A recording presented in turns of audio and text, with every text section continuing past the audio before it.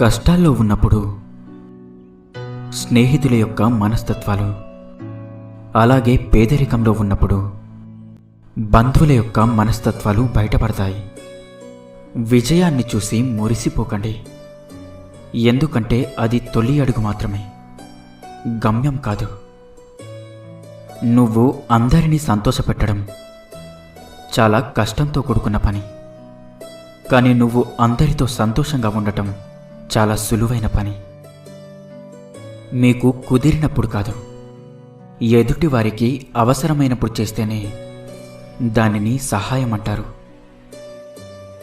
తొందరపడి కళ్ళతో చూసి నోటితో మాట్లాడేవారికి ఆవేశం ఎక్కువ, మాట్లాడకుండా మనసుతో చూసి మౌనంగా ఉండే వాళ్ళకి ఆలోచన ఎక్కువ. సహాయం చేసే గుణం ఉన్నవాడు సాకులు వెతకడు, ఏ పరిస్థితిలో ఉన్నా తప్పకుండా చేసి తీరుతాడు. మీకు నోరు ఉంది కదా అని పదే పదే ఎదుటి వాళ్ళు బాధపడేలా మాట్లాడకండి. ఒకసారి దూరమైతే తెలుస్తుంది వారి విలువేంటో. మంచివారికి లభించే మొదటి బహుమానాలు అవమానాలు, అలాగే అపనిందలు కాదంటారా? సింహం వెనుక ఎన్ని సునకాలు మురిగినా సింహం విలువ తగ్గిపోదు. అలాగే నీ వెనుక ఎంతమంది ఏం చెప్పుకున్నా కూడా నీ విలువ తగ్గిపోదు. చింతించకండి. అందమైన వారు అడుగడుగున ఉంటారు, కానీ అందమైన మనసున్నవారు మాత్రం అరుదుగా ఉంటారు. కత్తిని ఎంత ప్రేమగా పట్టుకున్నా దానికి రక్తం చిందించడం మాత్రమే తెలుసు. అలాగే కొన్ని బంధాలు కూడా అంతే. నువ్వు ఎంతగా ప్రేమించినా సరే వారికి ఎదుటి వారిని కష్టపెట్టడమే తెలుసు. జీవితం మీకు విజయాలనివ్వదు, కేవలం అవకాశాలను మాత్రమే ఇస్తుంది. ఆ అవకాశాలను విజయాలుగా మార్చుకునే శక్తి మీ చేతుల్లోనే ఉంటుంది. జీవితంలో ఎవరి మీదైతే ప్రాణమిచ్చేంత ప్రేమను పెంచుకుంటారో వారే ప్రాణం పోయేంత బాధను మిగిల్చి వెళ్తారు కాదంటారా? సులువుగా వచ్చింది ఏదైనా సరే దానికి విలువ తక్కువగానే ఉంటుంది. కష్టపడి సంపాదించుకున్నదే ఎప్పటికైనా శాశ్వతమైన విలువను సంపాదించుకుంటుంది. అది బంధమైనా, ధనమైనా, ప్రేమైనా, స్నేహమైనా, అలాగే వస్తువైనా. ఎవరి జీవితం వారికి గొప్ప, అంతేకాని ఎదుటి వారితో పోల్చి చూసుకొని ఊరికే ఆరాటపడితే కలిగే లాభం మాత్రం శూన్యమని గుర్తుంచుకోండి. మీరు పట్టుకున్న దాన్ని విడిచిపెట్టకండి.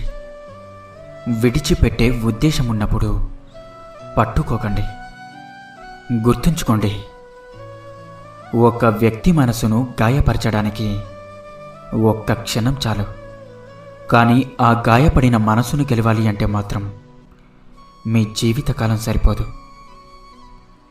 నీ పక్కనున్నప్పుడే పట్టించుకొని వారికి నువ్వు దూరంగా వెళ్తే నీ విలువ తెలుస్తుంది అనుకోవడం నీ అమాయకత్వమే అవుతుంది. కష్టం అనేది ఎప్పుడూ ఉండిపోదు, సంతోషం రాక మానదు. కష్టాలను ధైర్యంగా ఎదుర్కోండి, అలాగే బాధలను ఓపికగా ఓర్చుకోండి. తొందరపాటు నిర్ణయాలు ఎప్పుడూ తీసుకోకండి. సంతోషాలు మిమ్మల్ని వెతుక్కుంటూ తప్పక వస్తాయి. మంచిగా ఉండండి, అంతేకాని మంచితనమే బలహీనతగా ఉండకండి, మోసపోతారు. నువ్వు కోరికలు లేని జీవితాన్ని కోరుకుంటే చింతలేని జీవితం నీ సొంతమవుతుంది. అన్నిటికీ అతిగా సర్దుకుపోవడం కూడా ఒక చెడు అలవాటే. ఉన్నదానితో సర్దుకుపోవడం అతిగా అలవాటైతే ఉన్న స్థానంలోనే ఉండిపోతాము. ఈ సమాజంలో జాలిగుణం కలవాడికి కష్టాలు ఎక్కువ, కఠిన గుణం కలవాడికి సుఖాలు ఎక్కువ. పనిమంతుడు పనిని కూడా విశ్రాంతిగా భావిస్తాడు, బద్ధకస్తుడు విశ్రాంతిని కూడా పనిగా భావిస్తాడు. ఎవరికి ఎంత చెప్పాలో అంతే చెప్పు, వినకపోతే వదిలే. వాళ్ళే తెలుసుకుంటారు. దెబ్బ తగిలితేనే కదా నొప్పి విలువ తెలిసేది. కలిసి ఉండాలి అనుకునేవారు అర్థం చేసుకునే ప్రయత్నం చేస్తారు. విడిపోవాలి అనుకునేవారు బాధ పెట్టడానికే ప్రయత్నిస్తారు. నువ్వు ఒకరికి నచ్చాలని ఏమీ లేదు, నచ్చకపోయినా నష్టమేమీ లేదు. మరెవరి కోసమో నీ వ్యక్తిత్వాన్ని చంపుకొని బ్రతకాల్సిన అవసరం అస్సలు లేదు. నీ విలువ తెలియని వారితో ఏం మాట్లాడినా, వారికి ఏం చేసినా కూడా నీకు విలువుండదు. ఒకప్పుడిచ్చిన విలువ ఇప్పుడు ఇవ్వడం లేదు అంటే వారికి నీతో అవసరం తీరిపోయిందని అర్థం. మొదటిసారి ఎవరైనా ప్రయత్నిస్తారు, కానీ ఓడిపోయినా సరే గెలిచే వరకు ప్రయత్నించేవారే గొప్పవారవుతారు. డబ్బు లేకపోతే మన ఇంట్లోనే విలువుండదు. అలాంటిది సమాజంలో ఎలా ఉంటుంది? ఒకప్పుడు మనుషులు గుణం చూసి దగ్గరయ్యేవారు, కానీ ఇప్పుడు మాత్రం డబ్బు ఉంటేనే దగ్గరవుతున్నారు.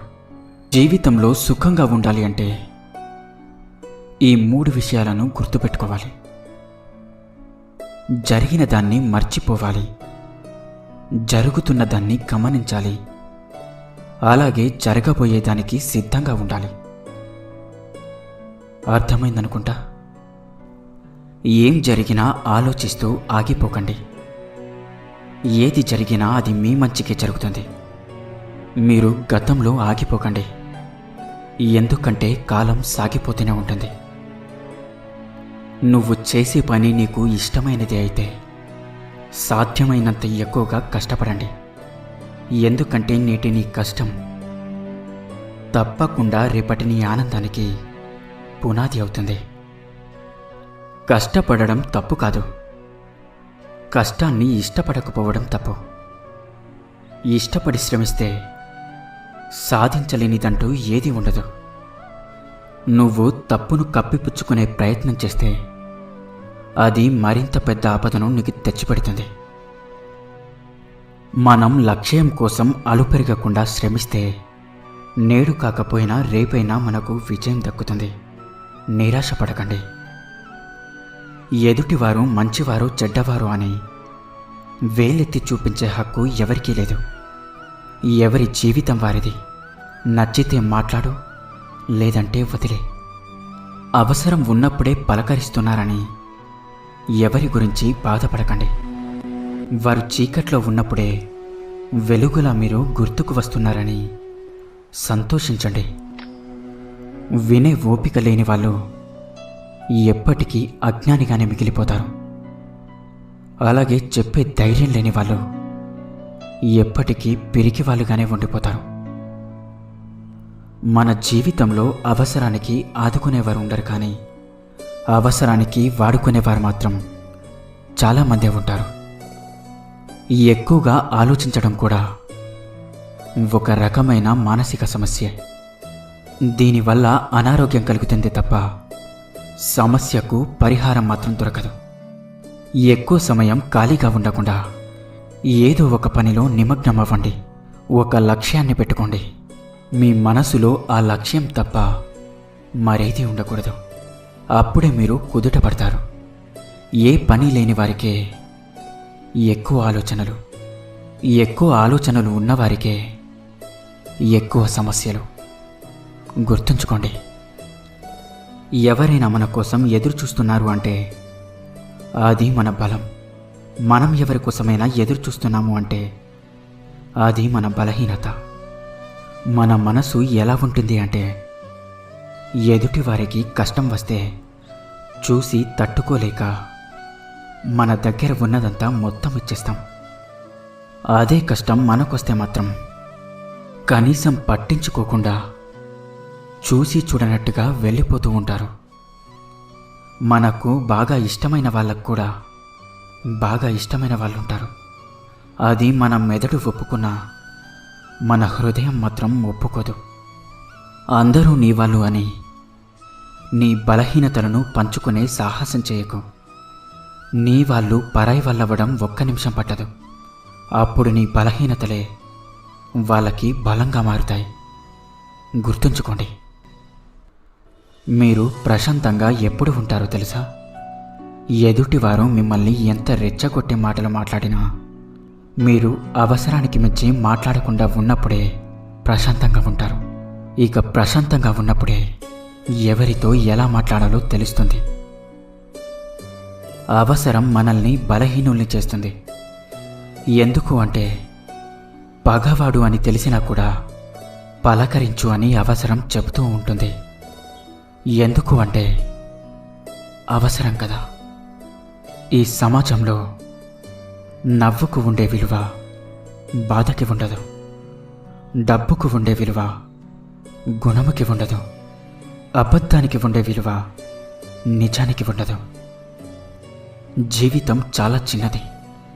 నచ్చిన వాళ్ళు నీ జీవితంలో ఉంటారు, నచ్చని వాళ్ళు వెళ్ళిపోతారు. నువ్వు మాత్రం నీకు నచ్చిన విధంగా బ్రతుకు. ధనవంతుడి దృష్టిలో పేదవాడి స్థానం ఎప్పుడూ గుమ్మం బయటే ఉంటుంది. కానీ పేదవాడి దృష్టిలో ధనవంతుడి స్థానం ఎప్పుడూ గుమ్మం లోపలే ఉంటుంది. ఎందుకు అంటే పేదవాడికి సంస్కారం గుణంలో ఉంటుంది, డబ్బులో కాదు. అప్పు, పగ, అలాగే రోగం, ఈ మూడూ లేనివాడు గుడిసెలో బ్రతికిన కోటీశ్వరుడే. ఇతరులతో పోల్చుకోవడం, పగిలిన అద్దంలో మొహం చూసుకోవడం రెండూ ఒకటే. అర్థమైందనుకుంటా. ఎవరిని బాధ పెట్టకూడదు, కష్టపెట్టకూడదు అనుకున్న వ్యక్తే అందరి వల్ల కష్టపడుతూ బాధపడుతూ ఉంటాడు అన్నది నిజం. జాగ్రత్తగా ఉండండి. ఇన్ని మంచి సూక్తులలో మీకు ఏ సూక్తి నచ్చిందో కింద కామెంట్ చేయండి. అలాగే ఈ వీడియో మీకు నచ్చినట్లయితే వీడియోని లైక్ చేసి ఇలాంటి మరిన్ని వీడియోస్ కోసం మన ఛానల్ని సబ్స్క్రైబ్ చేసుకోండి. ధన్యవాదాలు.